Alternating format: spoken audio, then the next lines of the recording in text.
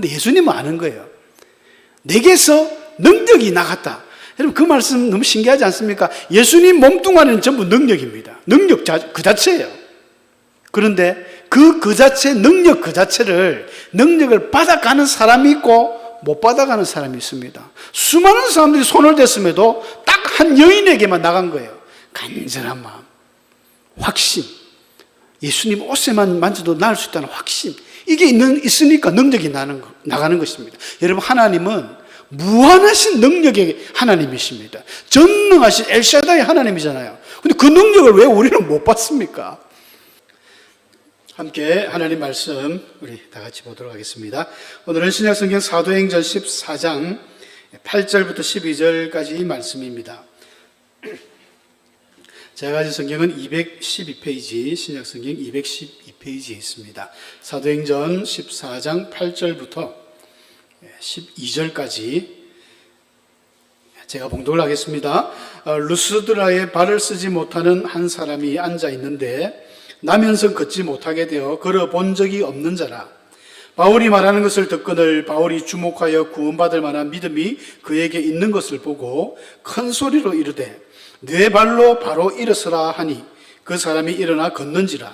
무리가 바울이 한 일을 보고 루가오니아 방언으로 소리질러 이르되 신들이 사람의 형상으로 우리 가운데 내려오셨다 하여 바나바는 제우스라 하고 바울은 그 중에 말하는 자이므로 헤르메스라 하더라.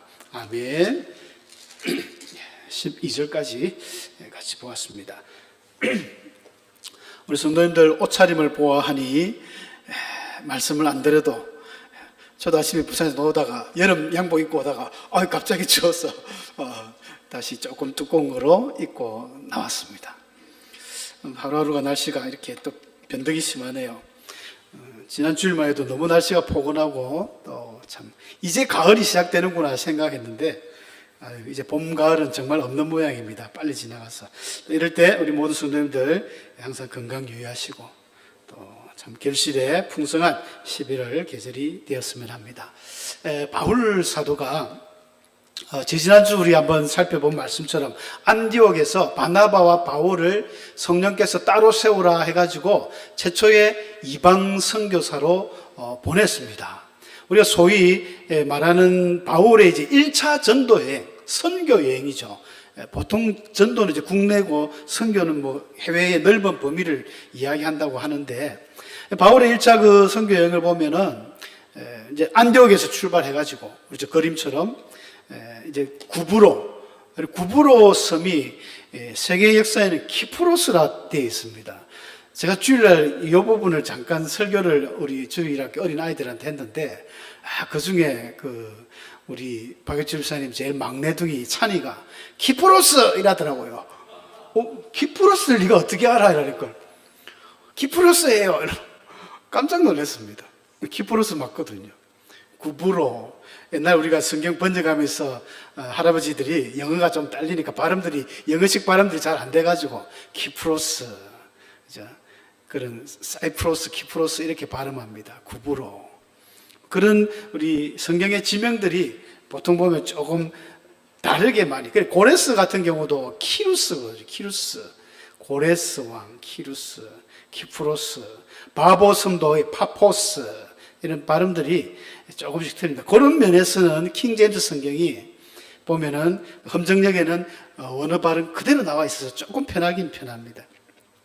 그래서 구브로 섬을 지나서 바나바의 고향이었죠. 이때는 마가를 데리고 갔는데 마가가 무슨 이유인지는 모르지만 아마 고향에 들어가서 좀 부끄러웠을까요? 자기가 막 이방 전도도 하는 걸 유대인들이 싫어해서 그런지 마가가 그때까지만 해도 젊었으니까 구브로 섬을 다녀온 이후로는 그냥 밤빌리아에 와가지고는 집으로 돌아가 버렸습니다. 그래서 바나바하고 바울 두 사람이 계속해서 이제 비시디아 안디옥에 가서 복음을 전하고 이고니온으로 이렇게 가고 이제 오늘 본문의 루스드라까지 왔는데 바울 사도가 우리가 잘 아는 대로 사울이었다가 이제 예수님을 만나고 첫 번째 안디옥에서 한 1년 정도 선교하다가 파송을 받았는데 파송 받을 때 파송자 명단 중에는 맨 끝에 있었습니다. 사울이 및 사울이라. 그런데 구브로 섬을 지나면서 그 바예수라는 사람에게 막 바울이 담대하게 선포하면서 그러니까 네가 봉사가 될 것이다 하니까 주의 성령의 임해가 봉사가 되고 이러면서 그런 사건이 있은 이후에 이제 육지로 올라와서부터는 바울이 선두가 됐습니다. 선두가. 성경 기록하는데 그때부터는 바울과 일행들이 이렇게 나오거든요. 진가를 알아보는 거죠. 여러분, 바나바 같은 경우는 굉장히 사람이 인품이 있고 그 이름에서 드러나든지 위로의 아들이지 않습니까? 그 자기의 밭을 다 팔아서 가난한 사람들 도와주고 인품도 있고 사람이 좀 후덕하게 마치 루키에 나오는 보아스 같은 그런 인품이 대단한 모든 사람들에게 존경받는 그런 인물이 바나바였습니다.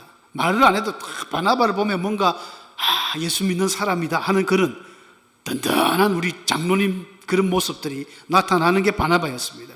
반면에 바울은 먼저 전성에 의하면 많은 역사학자들 키도 작고 코도 매부리키고 대머리고 다리는 안장다리고 눈썹은 일자 눈썹이고 뭐 좀 그렇게 외모적으로는 안 좋았어요. 그런데 한 가지 바울에게 있어서 대단한 장점은 말을 잘합니다. 말을 배운 학식이 가말리엘 그 밑에서 얼마나 잘 배웠겠습니까? 성경하면 성경, 지식하면 지식, 말이 끝내주게 청산유수입니다. 그러니까 바나바도 인정하거든요. 스데반 집사님하고 동문수학을 했다고 할 정도니까 대단하신 분이 바울입니다. 그동안 잠잠했을 뿐이지 이제는 말씀에 정확한 정립을 했거든요. 예수는 그리스도다. 그에 대한 확실한 사상과 이신칭의, 이신덕이 믿는 자 오직 믿음으로 의롭게 된다는 이런 자신의 신학적인 사상을 가지고 거침없이 복음을 전했습니다. 이방인들에게. 바나바가 인정을 하는 거예요.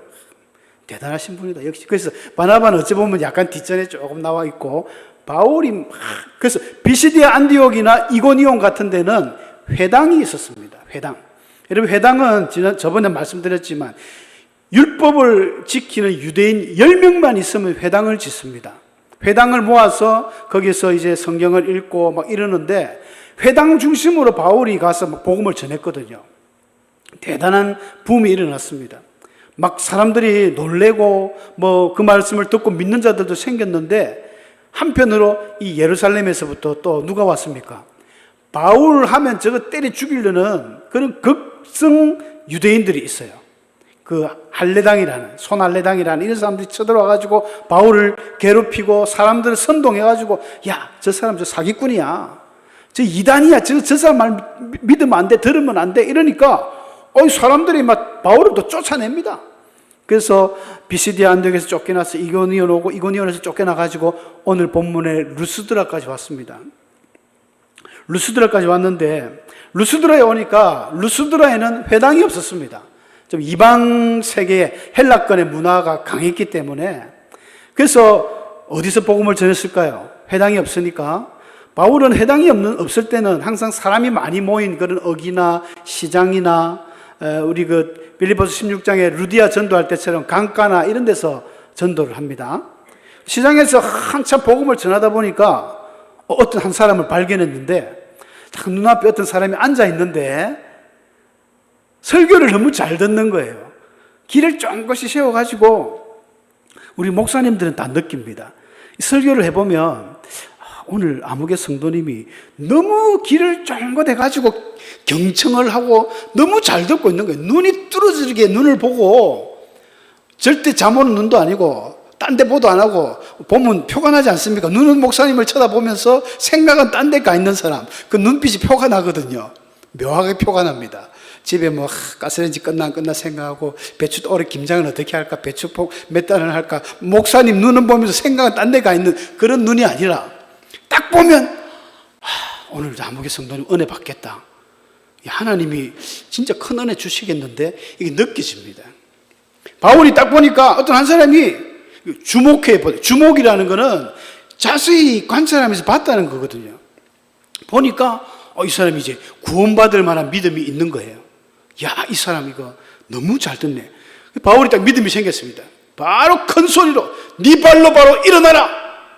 이러니까 그 사람이 한 번도 성경에 보니까 이런 서본 적이 없는, 태어날 때부터 다리가 이게 장애가 있는 거예요.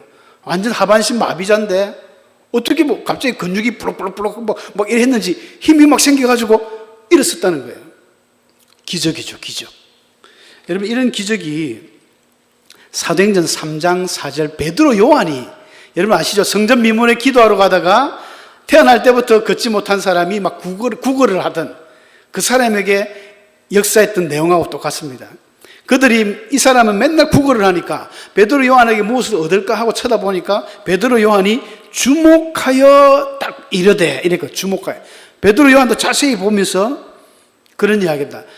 내게 은과 금은 없지만은 내게 있는 것, 곧 나사렛 예수 그리스도의 이름으로 일어나 걸으라 하니까 그 사람이 일어나 걸었습니다. 기적이 일어나는데 공통적으로 주목했다는 말이 나와요. 주목했다. 이 말을 다르게 이야기하면 그런 말이 됩니다. 기적을 받고 싶은, 기적이 일어나고 싶은 그 기도자의 마음 상태가 어떤가? 제가 묵상을 해봤습니다. 기적은 언제 어떻게 일어날까? 첫 번째는 일단 기도자의 간절한 마음이 있어야 됩니다. 여러분 혹시 질병 낫기를 기도하고 계신 분, 아니면 사업적인 문제, 자녀의 문제, 여러 문제가 있지 않습니까? 기도하는 사람이 일단 마음이 간절해야 됩니다. 아이고, 하나님 뭐 들어주시려면 들어주시고 해주시려면 해주시고 말라면 말고, 그러면요 하나님도 인격적이신 분이기 때문에 네 마음대로 해라 그럼 나도 안 한다 이랍니다. 하나님은 적극적인 기도, 간절한 기도를 원하고 계십니다. 내가 하나님 간절하게 잠언서 8장 17절에 나를 간절히 찾는 자가 나를 만난다 했잖아요. 하나님을 간절히 주님 이거 안 주시면 안 됩니다. 꼭 해주셔야 됩니다. 간절해야 됩니다. 제가 짧게 간증을 하나 하겠습니다. 며칠 전에 여러분이 지난주 보시다시피 제가 우리 집사람 때문에 혼이 많이 났습니다. 우리 권사님들이 아니 사모님 얼굴이 해골인데 목사님은 잘못 가지고 얼굴이 이래가지고 이 되겠냐고 하면 죄송합니다. 제가 다 뺏어 먹어서 그렇습니다. 이렇게 이야기를 했는데 좀 많이 아팠습니다. 집사람이 한 일주일 되게 아프고 뭐 밥을 못 먹으니까 뭐 살이 빠지죠. 안 그래도 야인 사람이. 그래서 이제 여러 가지 뭐 좀 학교에 어떤 문제들이 좀 있어가지고 그래서 이제 그 담당 과장님한테 병가를 내러 갔어요.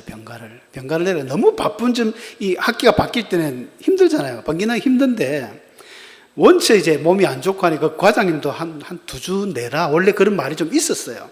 그래서 아침에 제가 태아 가가지고 제가 차에서 하나님 앞에 1대1로 간절하게 기도했습니다. 한 10분 정도로. 하나님, 제가 지금 하나님 믿고 지금 살아온 길이 몇 년입니까? 내가 수십 년을 주님, 내 욕심도 없고 나는 이렇게 다 내려놓고 하나님 제가 언제 뭐 구했습니까? 하나님 이거 들어주셔야 됩니다. 우리는 2달 작정하고 갔거든요. 2달 병가 내달라고. 하나님 해주셔야 됩니다.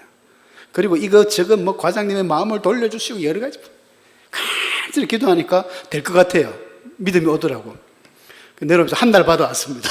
할렐루야.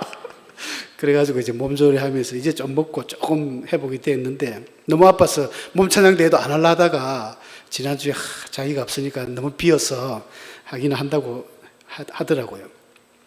간절해야 된다는 것입니다. 뭐 평상시도 간절하게 하지만 그때 차 안에 아무도 없겠다 뭐 하나님 앞에 간절하게 했더니 하나님이 들어주시는 거예요. 여러분들도 간절한 마음이 되어야 됩니다. 성경의 수많은 기적을 통해 고침받고 구원받았던 사람들의 마음이 다 간절했습니다. 혈루증 여인도 그랬잖아요. 자기가 예수님 옷가에만 만지면 12년 동안이나 자기 피에 그 피가 마르지 않는 거예요. 자궁, 내막, 근종. 오늘날로 치면 암이죠, 암. 암으로 인해서 계속 하혈을 하는데 그 의사들한테 부끄러운 환설을 계속 보일 수도 없고 참 너무 마음이 얼마나 힘들었을까요? 우울증에다가 엄청나게 그 괴로운 여인이 예수님 앞에도 당당히 설 수 없고 그 옷에만 만지자. 만지는 순간에 자기 몸에 이상이 온 걸 자기가 알잖아요. 예수님도 알았죠. 예수님이 갑자기 뒤를 돌아보면서 누가 내게 옷에 손을 대었느냐. 제자들이 분명히 또 베드로 그랬을 거예요. 아유, 예수님 무슨 지금 사람이 한두 명입니까? 이래 많은 사람인데 예수님 옷에 다 됐지. 그런 말씀을 왜 하시냐고. 근데 예수님은 아는 거예요. 내게서 능력이 나갔다. 여러분 그 말씀 너무 신기하지 않습니까? 예수님 몸뚱아리는 전부 능력입니다. 능력 그 자체예요. 그런데 그 자체 능력을 받아가는 사람이 있고 못 받아가는 사람이 있습니다. 수많은 사람들이 손을 댔음에도 딱 한 여인에게만 나간 거예요. 간절한 마음, 확신, 예수님 옷에만 만져도 나을 수 있다는 확신, 이게 있으니까 능력이 나가는 것입니다. 여러분, 하나님은 무한하신 능력의 하나님이십니다. 전능하신 엘샤다이 하나님이잖아요. 근데 그 능력을 왜 우리는 못 받습니까? 대한민국 전 세계에 믿는 사람이 그렇게 많은데 왜 하나님의 능력이 안 나오겠습니까? 하나님이 못까지 가게 똘똘 묶어놨을까요? 자물쇠로 씌워놨습니까? 그렇지 않습니다. 우리의 믿음이 부족한 것입니다. 간절한 믿음, 나을 수 있다는 확신, 의심하지 않는 믿음. 어떤 분들은 이제 기도할 때는 오늘도 기도하시겠지만 주여 주여 믿습니다 믿습니다 할렐루야 해놓고는 집에 가면 되겠나 하는 순간에 사탄아 물러가라, 그 마음을, 의심을 물려쳐야 돼요. 의심하는 자는 야고보사도 그랬지 않습니까? 바다 물결처럼 그런 사람은 죽게 얻기를 생각하지도 마라. 의심하면 안 됩니다. 의심하면 안 돼요. 수로보니게 여인도 참 예수님이 개처럼 무시했지 않습니까? 자녀의 떡을 어떻게 개한테 주겠느냐? 근데 그런 개라는 취급을 받으면서도 올소이다. 그래도 개들도 자녀의 그 상에서 떨어지는 부스러기를 먹는데 예수님이 감동을 받았습니다. 어떻게 이런 믿음이 참 얼마나 간절하고 진실한가. 저는 그렇게 생각합니다. 성경에서 이야기하고 있기 때문에 우리 어떤 질병, 여러분 우리의 몸은 하나님이 만드셨지 않습니까? 의사가 안 된다 해도 예수님이 만병의 의사시고 하나님이 우리의 몸을 세포 하나하나까지 다 만들었습니다.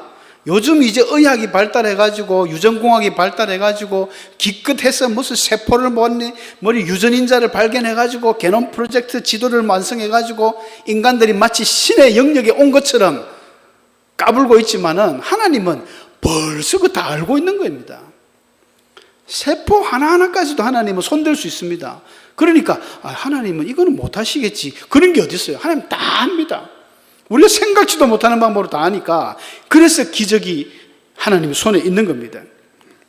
오늘 참 이 루스드라의 한 청년인지 아저씨인지는 알 수 없지만 놀라운 기적을, 태어날 때부터 한 번도 걷지 못하고 서지 못한 사람을 하나님은 너무 쉽죠. 그거는 일도 아닙니다. 그렇게 일으켰습니다.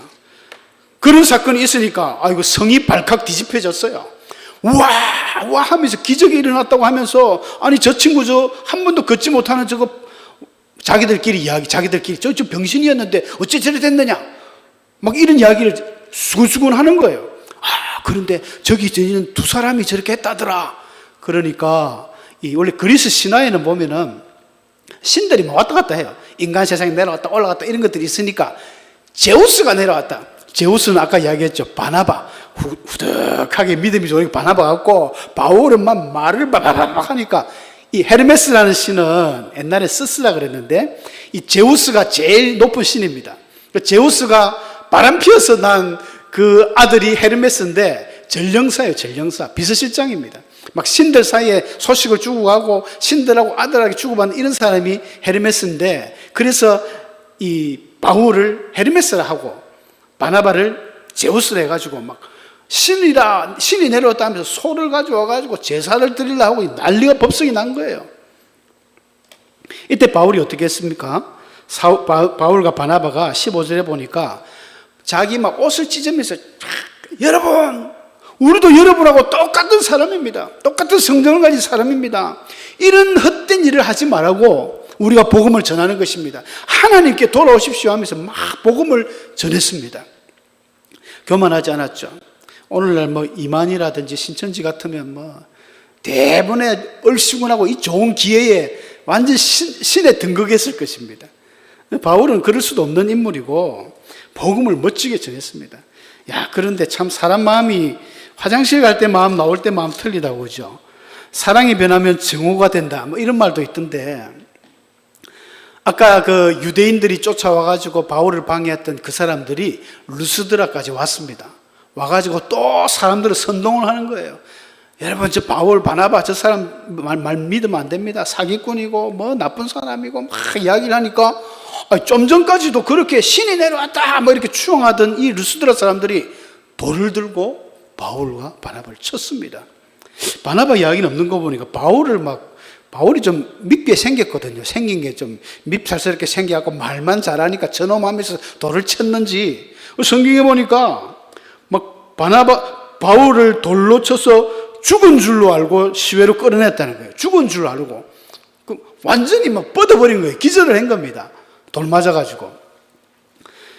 한두 대 맞았겠습니까? 수많은 군중들이 던지면 빗나가도 막 한 방 째지고 터지고 피가 터질 텐데, 바울이 정말 죽은 줄 알고 질질 끌고 성 밖에 쭉 던져버렸습니다. 그런데 죽지는 않았어요. 죽지는 않고 바울이 벌떡 일어나가지고는 다시 바울하고 이제 바나바하고 이제 더베로 이제 그 옆에 성으로 옮기는 그런 내용이 나옵니다. 오늘 저는 뉴스를 봤습니다만은 여러분들도 보셨을 거예요. 세상에 60대 남자가 70대 여인을 이제 흉기로 살해를 했는데, 좀 연인 관계인 것 같아요. 할아버지 할머니 아닙니까? 그런데 한 10년 동안 그렇게 지냈는데, 그래서 이제 이 남자가 누나 하면서 좋아하고, 뭐 반찬도 없으면 반찬도 싸주고, 서로 집 열쇠도 공유하고, 집 열쇠도 저 화분 밑에 있다 해가지고 열고 들어가고, 뭐 그러는 찰나에 이 남자가 무슨 마음인지 그 여인을 살해해버렸어요. 그 CCTV를 돌려보는 중에 자녀들이 볼 때는 놀래가지고, 저 할아버지는 우리 엄마하고 아주 친한 사람인데? 막 서로 이제 연애도 하고 여간에서도 자고 막 그랬다 하더라고, 보니까. 사랑이 왜 변했는지 모르겠지만 죽여버렸어요.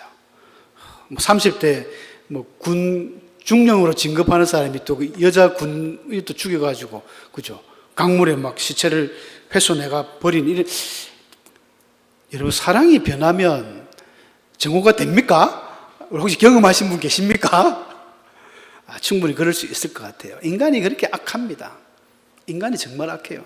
그래서 예수님이 던져주신 원수를 사랑하라는 이 황금률은 정말 우리 그리스도인들이 지켜야 될 말입니다. 원수가 그나마 원수를 사랑해야지 하는 마음이 있으니까 그렇지, 사랑 안 하는 마음 진짜 죽여버려요. 사람들은 우리가 그나마 교회를 다니고 예수를 믿으니까 조금 자제를 하지, 안 믿으면 요즘 같은 경우는 전부 분노 조절 장애자들 아닙니까? 여차하면 막 야구방망이 들고 막 차 운전 조심 안 하면 앞에 끼어들었다고 와서 막 난리를 하고, 무서운 세상입니다. 그러나 우리는 하나님 앞에 받은 은혜가 있기 때문에 절대 이런 것들을 하면 안 됩니다. 그리고 기억해야 될 것은 잘 안 죽습니다. 사명자는 하나님이 너 와라 할 때까지는 안 죽습니다. 사도 바울이 고린도후서 11장에 자기의 이력서를 이야기하는데, 완전 나에게는 예수의 흔적이 있다고 자랑했잖아요. 다 자기 예수님의 흔적들입니다. 예수님을 위해서 복음을 전하고 살아갈 때 그렇게 수많은 죽을 고비를 넘겼는데 안 죽은 거예요. 유대인들에게 40에 하나 감한매를 5번. 유대인들은 40이라는 숫자를 굉장히 싫어합니다. 때릴 때마다 1을 빼고 둘부터 살립니다. 둘이요, 셋이요. 그래서 40대 맞는 거를 5번 맞았다는 거예요. 3번은 태장으로 맞고, 돌로 1번 맞고, 돌로 1번 맞은 게 아마 루스드라에서 맞은 건 아닌가. 거의 죽음 직전까지 가죠. 3번 배를 타다가 파선하고, 일주일을 깊은 바다에서 지내고, 여러 여행 중에 강의 위험, 강도 위험, 동족 이방인들의 위험, 신의 광야, 모든 동물, 거짓 형제들의 위험, 이루 말을 할 수가 없습니다. 또 수고하고 애쓰고 여러 번 자지 못하고, 줄이고, 목마르고 굶고 춥고 헐벗었다는 거예요. 이런 수많은 고통 속에서 자기는 안 죽었습니다. 그러면서도 바울의 마음에는 항상 그 교회를 걱정하는, 우리 성도들을 걱정하는 그 마음이 자기는 항상 가득했다라고 고백하는 그 성경 구절을 봅니다. 사랑하는 성도 여러분, 우리가 진짜 예수를 믿고 내가 믿음으로 살며 하나님 앞에 정말 주를 위해서 살아간다면 우리의 죽음의 그 순간은 하나님이 정해놨을 것입니다. 물론 불의의 사고로 우리가 죽을 수도 있지만, 그러나 하나님의 사명자는 바울처럼 그렇게 쉽게 죽지 않습니다. 바울은 여러 번 죽을 뻔했지만, 참 안타까운 것은 사람의 마음이 조삼모사하죠. 사람이 은혜는 돌의 색이고 원수는 물의 색이라고 했는데, 요즘 사람들은 반대로 하죠. 은혜는 새겨가지고 언제 잊어버리고 돌은 원수는 막 마음 깊은 속에 새겨가지고 저는 두고 보자. 예수님 믿는 사람들은 절대 그러면 안 됩니다. 전에 주기도문 강의할 때 그랬지 않습니까? 우리가 우리에게 죄지은 자를 사하여 준 것 같이 주님이 나를 사해달라. 우리가 용서 안 하는데 어떻게 주님이 우리를 용서하십니까? 어제 월요일 그제 기독문화원에 목사님 세미나 따라갔다가 거기서 참 반가운 분을 만났습니다. 저는 모르는데 붕어빵 장사를 하시는 분인데 우리 신기호 권사님이 오늘 안 오셨지만 잘 아시더라고요. 그 제도에서 그렇게 전도하려고 했고 그랬던 분인데 무당하다가 어떻게 예수를 믿었는지 예수 믿는 어떤 세미나 집회에 무조건 가가지고 붕어빵을 공짜로 구워준대요. 붕어빵도 크다해가지고 맛이 있어요, 맛이. 우리 목사님 못 드시는데 어제는 사모님 허락 받고 이제 1개인가 2개인가 먹었습니다. 아주 맛있더라고요. 빵이 파는 거하고 틀리던데 우리 오상교에도 뭐 서로 협회가 있어가지고 자주 한다고 그러던데 그분이 그런 이야기를 하시더라고요. 내가 예수님 은혜 받았는데 나 이제 평생 죽을 때까지 일을 한다는 거예요. 야, 은혜 제대로 갚네. 그러니까 또 하나님이 계속 부어주셔가지고 우리 교회 차보다 더 좋은 스타리아 차를 타고 다니면서 붕어빵을 하고 막 다른 데서 이렇게 후원을 많이 주시는 것 같아요. 여러분, 하나님 받은 은혜 우리 잊지 말고 루스드라 사람들처럼 살지 맙시다. 하나님 앞에 죽을 때까지 우리의 생명 다해서 섬기며 충성 봉사하는 복 있는 성도님들 되시길 축원합니다. 함께 기도하시겠습니다.